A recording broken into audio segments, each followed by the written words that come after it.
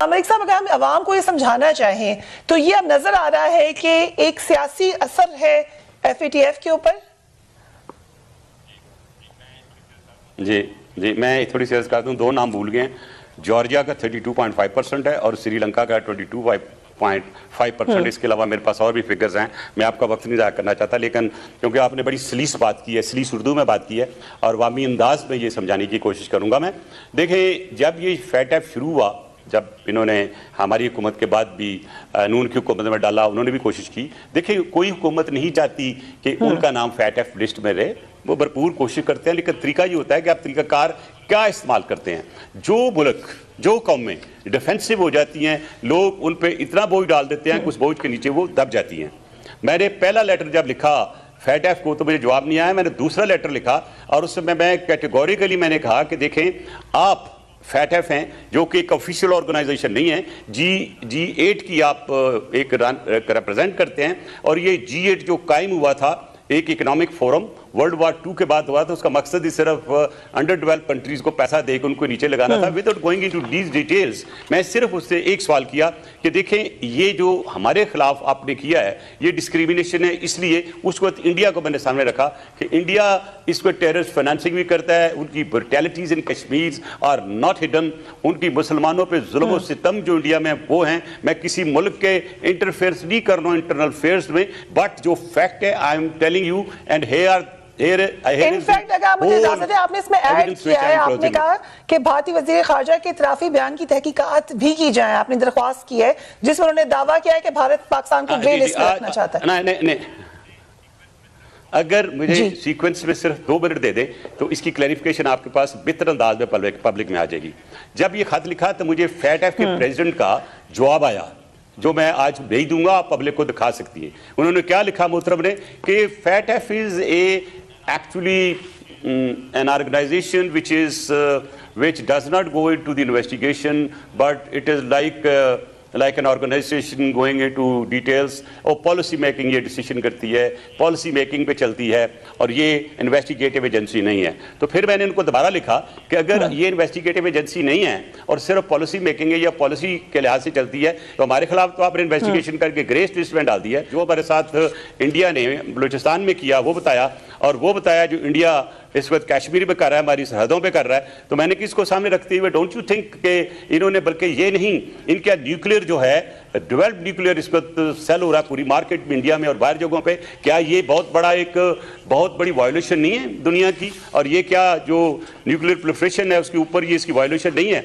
तो उसका जवाब नहीं आया। उन्होंने कहा will consider it, but I wrote categorically if you do not bring India into investigation and bet of FATF, मैं आपको ICG में लेके जाऊंगा। ये भी खत मैंने लिखा। उसके बाद जो प्रेसिडेंट FATF का वो टीवी पे आया और इंटरव्यू देते हुए जब एक क्वेश्चन एक कराया गया या किया गया या हुआ, तो उन्होंने कहा कि मैंने लेटर आया था जी, मैंने इंडिया के खिलाफ इन्वेस्टिगेशन ऑर्डर कर दी अंडर FATF।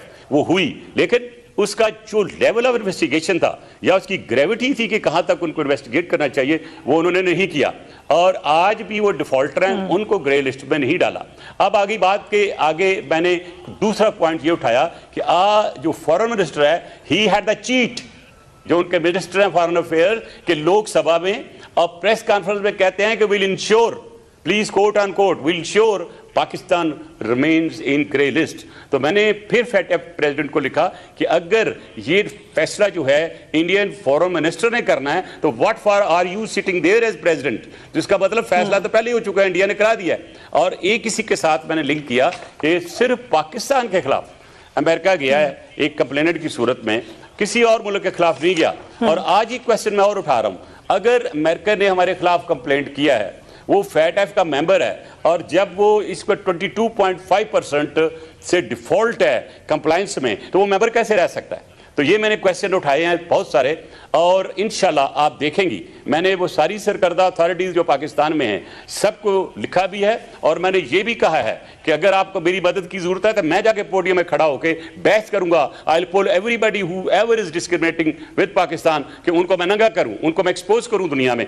यहाँ पे पाकिस्तान के एक्स मिनिस्टर जो भारत का बोल रहे हैं कि भारत एफएटीएफ पे दबाव रख रहा है। हेलो दोस्तों, मैं हूं अंकित सिंह और अंकित थिंक फन चैनल में आपका स्वागत करता हूं। दोस्तों, एफएटीएफ पे भारत का दबाव देखो, सबसे पहले तो इन पाकिस्तानी लोगों को पता ही नहीं चलता, मतलब पाकिस्तानी लोगों नहीं, पाकिस्तानी पॉलिटिशियन को ये पता नहीं चलता कि भाई देखो, भारत पाकिस्तान नहीं है, इंडिया इज नॉट पाकिस्तान। भैया, पाकिस्तान इतना छोटा है कि इंडिया का उत्तर प्रदेश है, इतना ही उसका पूरा सामर्थ्य है, ठीक है ना, पाकिस्तान का। तो पाकिस्तान को अमेरिका, एफएटीएफ, ये वो सभी कोई बहुत कुछ कर सकते हैं, कल को इंडिया को भी बहुत कुछ कर लेते थे, लेकिन नाउ टाइम इज चेंज्ड। अब समय चेंज हो चुका है। अब इंडिया को कोई भी बाहरी ताकत बोलने से पहले दो बार सोचती है कि इसका इफेक्ट हम पे ना आ जाए, चाहे वो कैसा भी इफेक्ट हो, चाहे वो किसी भी फील्ड का इफेक्ट हो। लेकिन बाहर अभी इंडिया की पावर बहुत ज्यादा है, ये माननी पड़ेगी पहले पाकिस्तान को। रही बात ये एफएटीएफ को देखेंगे, ये पाकिस्तान के हैं एक्स मिनिस्टर और ये एफएटीएफ को ले जाएंगे आईसीजी में। ओके, सो मुझे नहीं लगता कि इससे कुछ होने वाला है, बिकॉज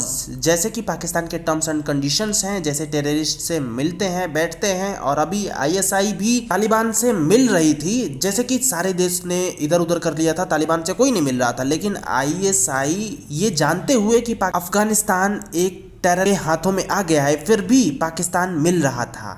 एक और बात की हाफिज सईद जो कि मारा गया, ठीक है, उसको पाकिस्तान क्या बोलता है, उसको शहीद बोलता है, ना कि टेररिस्ट। तो खुलेआम जब पूरी दुनिया उसको टेररिस्ट बोल रही है, पाकिस्तान उसको शहीद बोल रहा है, दैट्स द मेन रीजन। भैया, इस पे भी दुनिया एक बार विचार करती है कि क्या कर रहा है पाकिस्तान आखिर।